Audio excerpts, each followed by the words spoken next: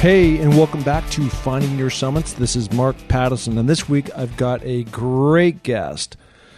I actually flew from LA to Seattle and then drove 2.5 hours to a little teeny tiny town called Ashford, Washington, which is just outside the Mount Rainier National Park entrance.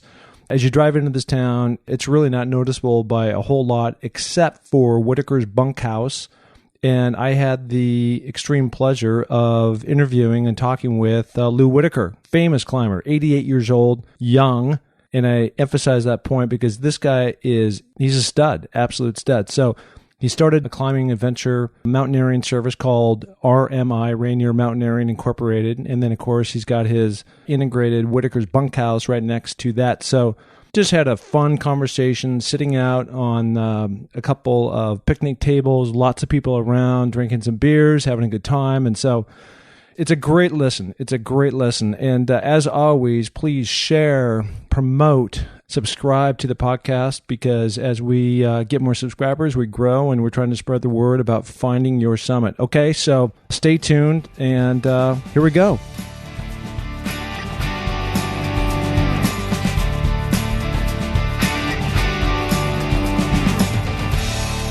I'm so excited today because I'm sitting here in Ashford, Washington with one of my all-time great heroes and idols growing up, truly. Lou Whittaker is an icon in the Pacific Northwest and throughout the world for climbing and doing a lot of things, but I can't believe I'm sitting here right at the base of Mount Rainier. And so, Lou, welcome. It's an honor. Yes, thank you, Mark. Yep, good to be here. And it's sunny and summer's coming. It's finally warming up. So I got to tell a quick story to you that you don't even know. So I was in Sun Valley about 2 months ago, and I walk into this old bar and this restaurant called The Pioneer, and I sat down with another couple. And all of a sudden, I saw you walk by, and I turned to everybody, and I go, oh, my God, do you know who that was?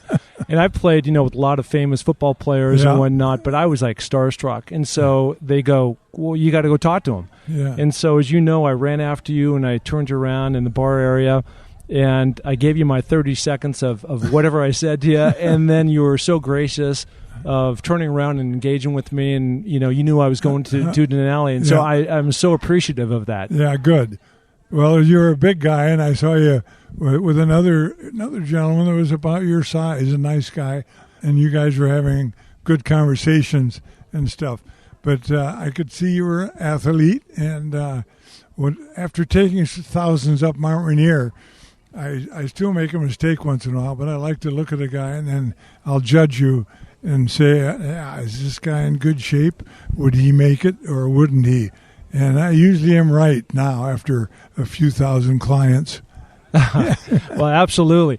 So the mistake, I came back, so I then went back to the table, and I sat down, and I go, oh, my God, the guy is great. He was engaging. He asked me questions about Denali, and he's built, and he's solid, and all this stuff. And they go, well, you got a picture with him, you didn't you? And I go, oh, my God, I forgot the picture. So I remember we did that then, didn't we? No, what happened is I was like kicking myself. God, I had this one chance. I've read your book. I've got here in front of me. And the next day was Friday, and they were doing the last weekend of skiing on Sun Valley. So I was there in Warm Springs. I came down, I'd skied all day, and now it's the end of the day. And here you come, and I jump up. I've got my camera, and I got in your way. I'm like, you are not getting by me without a picture. Good. So we got the picture. Yeah, good. Yeah. So that was incredible. Well, what a place over there. I call it the bubble, but it's a beautiful little Ketchum Sun Valley. Is a great place, and the mountains all around. And I used to be a ski instructor in the wintertime a lot. So skiing has been one of my favorite sports as well as mountaineering. Well, you have a place over there, right? Yes. So you have a place there and here at Ashford. Yes, so, that's right. Certainly it fits with your lifestyle of mountain climbing and being in the mountains and enjoying that, right? That's right, yeah. If you don't mind, I want to go back a little bit because you didn't wake up years and years and years ago and say, I want to become a climbing legend. It just organically happened, I think, with you and your twin brother. That's right. And when did you start climbing? I mean, how old were you? We're fortunate to have a Boy Scout master who was a climber, and he was in the mountain troops in World War II and lost an arm early in the war, but he had a hook that he'd unscrew his wooden hand and hook up and screw on the hook. And then he'd climb with us and climb a cliff with his hook on one hand and a regular hand on the other hand.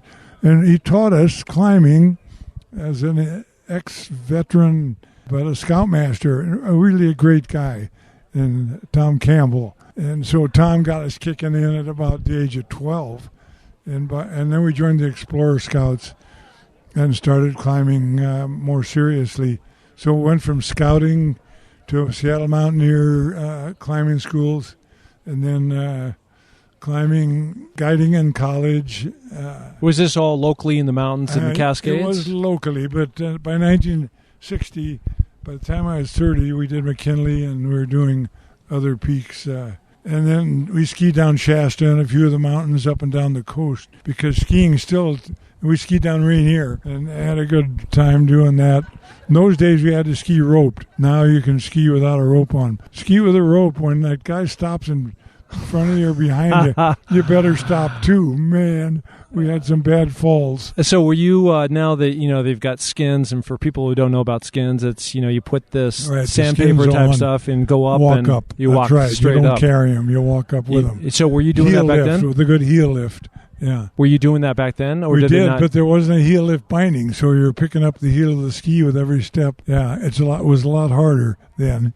And then mostly long thong bindings, you didn't have heel lift. Now you've got a heel lift binding with the skin, so you can take a long step, the heel lifts up, and you can then strip the skins off, clamp the heel down. You got a good downhill ski. Well, that's what I actually done the day before I saw you Thursday. I had skinned up to the top of Sun Valley Warm Springs and skied down. It was wonderful. Good for you. Yeah, it was awesome. Up Aldi all the way? All the way. Good for you. Yeah. All the way without stopping. That's a good workout right there. That's a great workout. Yeah. You're actually, people don't know this, but you actually, when you're going up, you sweat a lot and you almost want to peel things off. When we got to the top, it was pretty cold. You want to put it on, you bet. You got to layer up and put it back on, like that's you said. But that's cardiovascular. That's the health that the doctors say you need for mountaineering. It's heart and lungs. You don't need a lot of skeletal structure, although you're good at it. You've got a good build.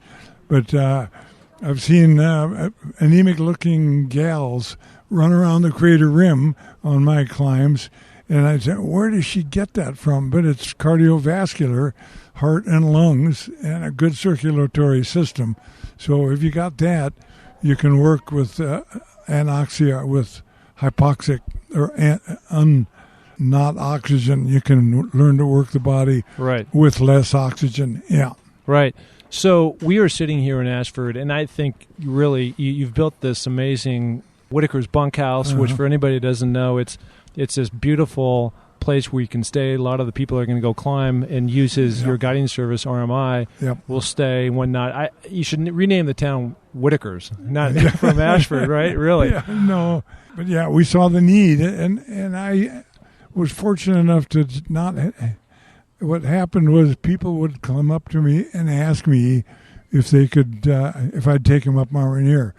And this was back when I was 16, 17. I had people ask if we would take them up. And because I knew the route and felt good about it, and there were no restrictions in those days, I would take them up. And then when I was going into a business, I thought, I've got to be in the sporting goods business. I'll do stuff like this. But almost once a week at least, somebody would come up. Some were millionaires, and they'd say, hey, if you can get off, and I'll make you be able to afford it. I'll pay for you to take me up Mount Adams and then Mount Rainier. I'd like to do. And so I was motivated not by me saying, I bet I could take people up Mount Rainier and I should start a business. I was motivated by the people coming up to me and saying, can you get off next week? I'd like to climb Mount Rainier. I've been training for it, and I hear you guys are good. And I say, geez, I don't know if I can get off work. Said, I'll make it worthwhile for you. And these guys would pay megabucks to go up a mountain.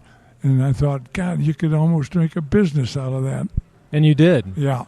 So RMI, let's talk about that for a minute. What year did you found RMI? So for those that don't know, RMI is Rainier Mountaineering Incorporated. Yeah. It's a guiding service, not for just Mount Rainier, but all over the world. Yep. And we started mainly on Rainier and McKinley. But I started guiding in college 1950, 51, and then I was drafted in the mountain troops, 10th Mountain, got out in a couple of years. What is that, mountain troops? The mountain troops Sounds cool. are the 10th Mountain Division, which is a military infantry, mountain-trained infantry. And I was a cadre, or it's called, an instructor that taught them winter survival in the wintertime at Camp Hale, 40 below, snow caves, rock climbing, and some snow and ice in Wyoming. But I taught climbing for 2 years and then came back out. And I was better by then, both my twin and I, because we'd made some scary mistakes on Mount Index, some different mountains we had some real close calls on. I got smarter in the military and learned how to do it safely. And then teaching people in the military that were never climbers, but we made them climbers, I figured we could then turn that into a guide service training school as well. So we started our schools up here on the mountain. And, so are we still, we're past 1950 though. We're 1960? In 1968 we incorporated, started guiding in the 60s more full-time, and pretty soon at 68 I had an attorney friend who was a night watchman or bellhop or something up in Mount Rainier at Paradise. And I said, would you go into the business with me or incorporate? I'm getting too busy. And he said, I'd love it. So we incorporated in 68 with about 8 guides. And now there's 72 guides working the mountain. That's amazing. Yeah. So where do you find these guides? It used to be that I would train them. There were not many climbers in the old days. If they liked people and were good with people and didn't mind getting rained on and liked the outdoors, I'd hire them and tell them, I'll teach you how to climb, but you've got to be good with people. And a lot of people aren't. A lot of good climbers aren't. So I thought, I'll teach them how to climb, which I did. And that's true with the staff of guys now that some have been up Everest 7 times without oxygen. Some have been up 14 times with oxygen. There were my guides that I started learning how to put a rope around them. And we didn't use harnesses in those days. It was just a bowline on a bite or a bowline or a middleman's knot. I taught them that, taught them how to guide, and they were good with people. And that's what it takes. So one of your most famous guys that you've had is Ed Viesters, right? Right. So he came through your whole system. Yep. So he's the one that did Everest 7 times without extra O2s. Yeah, I mean, that guy's a machine. He's a veterinarian. He learned from the animals he took care of, and we call him an animal too. He is an animal. No, I took him on his first Himalayan expedition, 3rd highest in the world, Kanchenjunga. I was 60 then. It was 1989 that I took that last Himalayan peak, 3rd highest in the world. How tall is that? It's just about 200 feet under Everest and about 100 under K2. K2 is the 2nd highest. But Viesters made it. He did good. We got 6 up the mountain, and that was his first climb. Then my twin took him on Everest. Peace climb after that. Well, I was telling you before, I've had the pleasure of climbing with Ed one time up here on Mount Rainier, and it was such a great experience. And this was after the whole in the thin air thing had happened, and so it was funny because I was with Jim Moore, head football coach at UCLA, and at the time the CEO of the Seahawks, Todd Lawicki, and all Ed wanted to talk about is football, and all we want to talk about is Everest and these other climbs that he's done. Right. He was a motivational speaker for the Seahawks. Yeah, he'd go in and give them a pep talk before the game. Yeah, he's good. Yeah. He's good buddies with Jim Moore, so you know that's Jim would bring him in and do those things. Yep. So I know that he'd enjoy that. That's so good. I understand that you've been. Tell me if I'm wrong on this, but you've been on the top of Mount Rainier 250 times. That's right. Wow. Yeah. So where do you stop? But different routes. There's a lot of different routes on the mountain, and the two common routes are. Well, Jib used to be a common route, Gibraltar Ledge. It isn't now. So, and we don't guide on Jib, but it was my main route in those days. But it's steep. And there's a lot of rock, and needed a fixed rope, and a lot of rock fall from above. So that route has been pretty well eased off. And now we go Disappointment Cleaver. Yep. Yeah, and that's our most popular route, or the Emmons. And do you still climb? No, I'm 88, and I quit about 10 years ago. God, you still got it. I've bragged about you to many people that when I grabbed onto you and you were kind of push me back and give me a few flippers. Yeah, and right. I was kind of wearing a tighter shirt. Yeah. And I was just like, this guy still has it, man. Yeah. And, again, my inspiration of where I want to be, when I'm 88 is your kind of physical fitness. That's what helped me, Mark. I had people that from Europe mostly who'd come over and taught us climbing and how to survive in the mountains. They're great people, and that's what motivated me. And one just died. He's 104. Wow. Wolf Power, neat guy. But I've got a memorial back here in the back, just a block away, of the guys that I've lost about a dozen guides in falls, and I put them on a rock memorial back here. But then I've also lost, just through natural death, some fun climbers. I put them on an arch with ice axes back here, and so they'll be remembered for many years after I'm gone. And I certainly hope I never make the rock back there. Right. I know. I want to stay off that. You don't want to screw up. No, you don't want to. So speaking of that, and we'll talk about just Rainier before we move on to some of these other peaks, but can you recall, I know there's probably out of your 250 and other rescue missions that they used to ask you to come up on. Oh, you bet. Yeah, what was is there one that stands out, which was the craziest rescue or bad things happen, or? They all have their unique aspects. Some were disappointing because the people didn't survive or even died on the way out as we were bringing them out. So we learned that we had to stop, feed them, and warm them up and get them before we even moved traveling, once we find them, if they're still alive. And I saved a few kids that their dad died on the mountain, and I got there in time to save them. That was satisfying. We dug them out. That was satisfying. I lost 11 people in one ice fall up there. Lost one guide and 10 clients. That's a huge death toll, biggest in the U.S. in mountaineering. And I thought I'd lose the guide service. I thought the lawsuits would come in. But we had a good release for them, and we were found that it was an act of nature. The ice fall broke off and killed 11. They're still up there. They were too hard to retrieve them, and they're under the ice, and maybe we'll come out someday. It was 1981, so it's been a long time, but they're moving down the mountain they're in the glacier, and we figured it out, and they could possibly come out, or if they're it was a deep crevasse. If they're real low, they'd be ground up on the way down by the glacier rubbing against the earth. Yeah. So we'll see what happens there. But they've come out on Everest after 15 years. My twin lost a teammate in 1963, and he came out about 15 years later out of the ice and is buried there now. Does Jim still climb?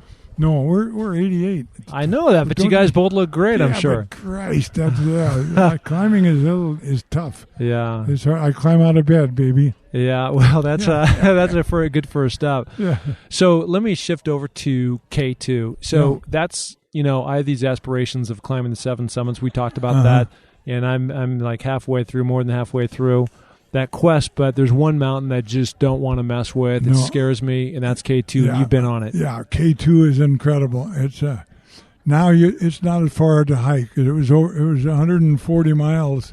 Now it's just 60, I think. You can drive to within 60 miles of it.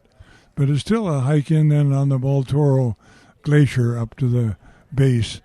It took us 4 months, and we didn't summit. I got to the high point with Jim Whittaker. Yep. He and I made the high point. Another famous guy. 75. And then Jim went back 3 years later, and I didn't go back, but he took a team back, and he got 4 on top. Whittaker was one of them. Yeah. Yeah. What makes K2 so difficult? K2's not in the monsoon category, so it doesn't have a fixed schedule of storm events like McKinley does and Everest does. There's windows before and after the monsoons, and so you can pick good weather times. K2 makes its own weather all the way and has no routine for monsoon or for clear weather, so the storms can be incredible. We had 8-day storms there and lived above 20,000 feet for a month Wow. And didn't realize we should go back down to base once in a while. And so I lost 50 pounds from what I weigh right now. I'm 210 right now. Yeah. Yeah. What do you weigh? Well, I'm right around 200, 196. And as we talked about, I came off of Denali. I lost 17 pounds. Oh, did you? Good. So yeah, that's normal. That's a lot of weight for me.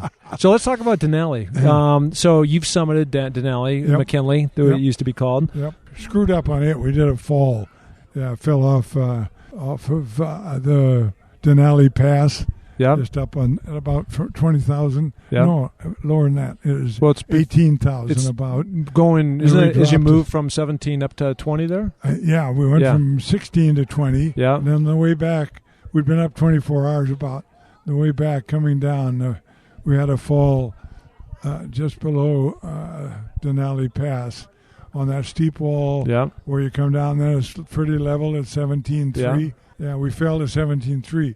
We fell about 800 feet, somersaulting and tumbling, 4 of us on one rope. Wow. Jim and I came out pretty good, but our client, John Day, the millionaire who'd financed it and wanted to make a record, fractured, dislocated both ankles, which means the ankles are not under the tibia and fibula. They're out to the side, completely dislocated. He tore both of them trying to stop with his crampons to stop from falling, and tore both his ankles off his legs. So how did you get him off the mountain? Eventually, we had a highest lift in aviation history. A Hiller helicopter came up to 17.3, and the guy hovered a while and then landed and said, "I just want one of you, the guy with the broken legs." And we loaded him on, and then we helped him off the mountain. He was on the edge of a cliff. He said, "Can you lift me off and give me a push?" We thought he was kidding. He wanted more lift. So Jim and I grabbed the pontoons, lifted the helicopter, and pitched it off. It went down about 1,000 feet. It was a huge cliff. And then we could see him starting to get out from the cliff. It was what? And he made it. He made it out, the highest lift in those days in aviation history at 17,300. That's crazy. His name was Link Luckett. So I just got off Denali, and we were coming into that 14,200-foot camp, right? Yep. And there was a German group that was right in front of us, and I'd been conversing with this guy as we're kind of leapfrogging back and forth. Sure. So this German group, this guy was out in front, probably 60 years old, and as we're kind of pulling into that camp, we were stopped. I was the second guy behind our leader, and all of a sudden this guy just dropped. I mean, he dropped like a tree, and he had a massive heart attack. Oh. And it was crazy, right? And so everybody's running over there, and I guess they did the right things, but what they told us, it was only life or limb that they'd fly in on a helicopter and pick up at that 14,000-foot level. Yeah. Oh, that they could pick him up. Yeah, I mean, that was the only helicopter. And, of course, the weather has to be perfect and everything else. Yeah. Did he live? Or? He did live. Yeah. But, they had to get him. I mean, it was life or limb. I mean, it was either happening or, I don't know how you get somebody down from there. No. We were flown in with a fixed wing. John lined up a airplane to drop us down to 10.5 about, just before you turn up into the 14 camp. Windy Corner, they call it. Yeah, Windy Corner, okay. Sure. It was below Windy Corner. We were flown in by a ski plane, and then that's where they picked up us to fly back out after the rescue, after John was flown off. Yeah. That's crazy. John was lifted off, and then he came back and picked up Pete Schoening, who'd lost most of his hand to frostbite. Pete had been injured too, but Jim and I were okay, and then we hiked out. Some people are just blessed. The stars have all aligned, right? Blessed, I think. Mark, I think it's because we trained and stayed in good shape. Yeah. And when you're in a car accident, if you're in top shape, you survive a car accident. Yeah. It's the same in an avalanche. If you're in a good shape, it doesn't tear you apart as bad, and that pays off. So to be in the shape you are pays off as well. I believe I read in your book that you were on Denali, and there was some crazy story where there was 3 of you, and you and your brother, the third guy got separated. You and your brother made it back to your tent. That's right. Right? Yep. And then you went back out to find him, and then he'd gone way off, and it was white out and awful weather. Yes. Where was that? Okay, that was, we did the fall. We fell to 17.2, and it leveled out and then went 3,000 feet into the Peters Glacier, if you remember the Peters there on the other side. So we're on the ridge coming back from the fall, and John Day can't move, so we dig a pit for him, and we always carry sleeping bags for our clients because you never know what's going to happen. So we said, John, we're going to leave you where you fell here. You can't walk, and we'll pick you up tomorrow. But so get in the sleeping bag, and we'll take off. So we put him in the sleeping bag, and then Pete Schoening, Jim, and I start down the mountain toward our tent, which is on top of the ridge at 16,200. I say that blood is thicker than water here because Jim said, no, we go to the left on this ridge. And Pete, who's doesn't remember any of this, said, no, we go to the right. And they start arguing, and Jim unropes my twin. He wants to get to that tent. And so he unropes and starts down alone. And so I unrope and follow my twin. I said, Jim, that's the right way, I think, but we can't leave Pete. We did, and we walked down just above the fixed rope that goes down to 14, and that's where the tent was. I lay down, and I fall asleep. About a half hour later, I wake up, and Pete's not there, and Jim's asleep. And I wake up Jim and say, Jim, we got to go back for him. And he said, I'm not going back. I can't go back. So I got up, and that was amazing that I could do this. I think back on it, but I got up, and we've been traveling for 24 hours, but I got back up, and it's a midnight sun. It's May 15th. You know how light it stays up there. Yeah. So I walked back up yelling for Pete. So wait. You went back up that 45-degree pitch? No, we hadn't gone down that steep part, but I went to Denali, toward Denali Pass. Yeah. But in the flats there, where he had untied, just where we'd left John. So I go back to John, and then I go back to where Pete untied, and I start yelling for him. I yell and yell, and I go the way he went, which is steep, and it becomes more cliff-like, and then it drops into the Peters. And I hear him answer, and I look over, and he's down about 15 feet, sitting on a little ledge, the rope dangling below him. He's tied in the middle. The two ends are all the way down, hanging off the cliff. It's 3,000 sheer feet, and he's stuck there, and I'm up on top with no rope. And so I tell Pete, can you coil up the rope and throw me the rope, Pete. Throw me the rope. And his hand's white from frostbite because he'd lost a glove. He coils up and throws it. About the fourth try, it gets up close enough I can reach down with a cramp on. I hook the rope, and I've got him. I tie it to myself, say, climb, Pete. And he comes up, and he said, what happened? I said, we had a fall, and I lead him back down to Jim, and I've got him. He's going to live. But he lost most of his hand later to deep frostbite. But I saved him, and I felt good about that. And then the next couple of days, we lay there. We go back up to John and then stay with John till the helicopter comes in, takes John off. And then we say, the guy says, I think I can get back for Pete, the other guy. So we stay there. He lifts off Pete, and then we run off the mountain. Yeah. Well, having just come off the mountain, you don't just run off. I mean, it's a long way back to that 7,800-foot, base. Storm, that windy corner. We laid there in a hell of a storm. That windy corner's tough. And I love it when you say Denali now, because it was Mount McKinley all these years. Yeah. But it's been changed to Denali now. Yeah. Good. And I just asked our superintendent here, are you going to change this to Homa? Because that's what the Indians call Rainier. Oh. And then he said, not yet. Yeah, that's great. The final story is your Everest. I think it was 1984. 82 was my first attempt. And then we went back 2 years later, a lot smarter. We didn't make it in 82, and I had a death on the climb, Marty Hoy, and a lot of frostbite, and we came back pretty humble. But then I thought, God, we could get that damn thing. So I went with a smaller team, a little more trained team, no clients, and we placed one guy on top, Phil Urschler. Yeah, I know Phil. I bumped my son Peter off the climb, And it's dangerous up there. I thought, I don't want to lose my son. I think I'm going to let this, he won't be in the first attempt. Yeah. So I picked Phil Ursler, who felt obligated then to try and make it. And he unroped and left on his own and made the summit with pictures on top, and he waved from the top. So how far up did you get on that climb? On that climb, probably, 82, I got to about 26,000. 84, just to camp up the ridge, up about probably 24,000 feet is all. Yeah. Was it weather that... So I've never summited, twin summited in 63. Yeah. But I did lead the North Side First American Ascent. When you're with a team, I've had a lot of people say, oh, it wasn't very good, I didn't make it. And I said, did the team make it?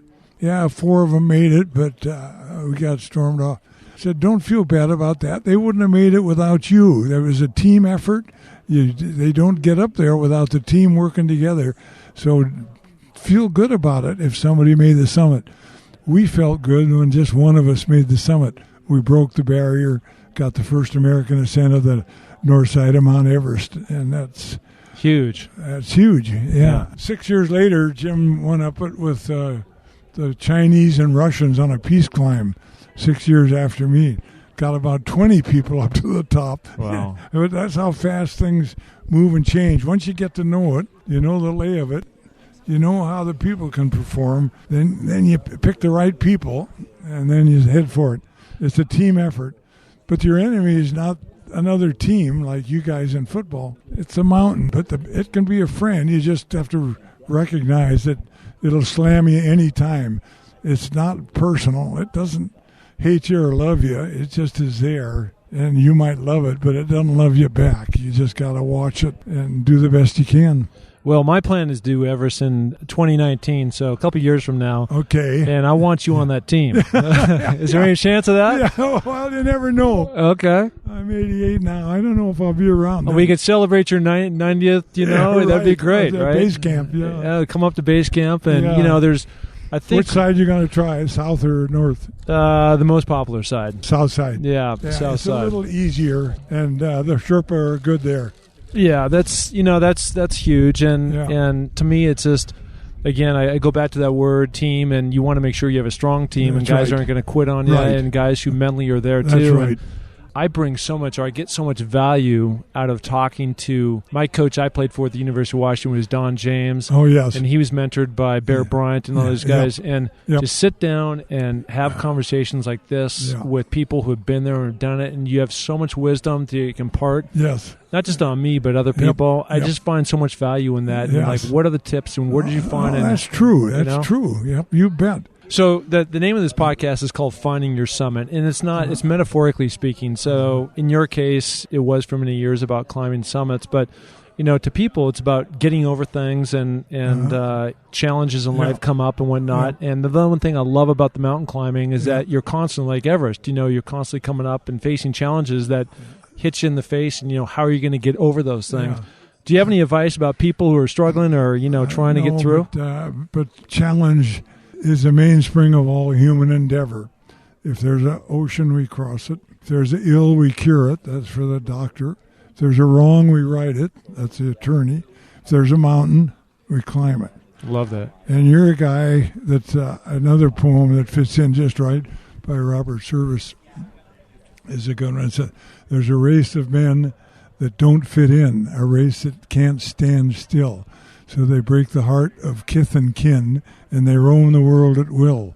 They roam the flood, they roam the plains, they roam the mountain's crest. For theirs is the curse of the gypsy blood, and they don't know how to rest. Love that. That's Mark. I realize I'm a little bit of an outlier like you, but I love this life, and it's just amazing to be out in nature and communicating and connecting with people like you, and I love that. I absolutely love that. So thank you so much. I mean, this is really a huge honor for me, and I'm privileged to have been up here and interview you. And good luck to you.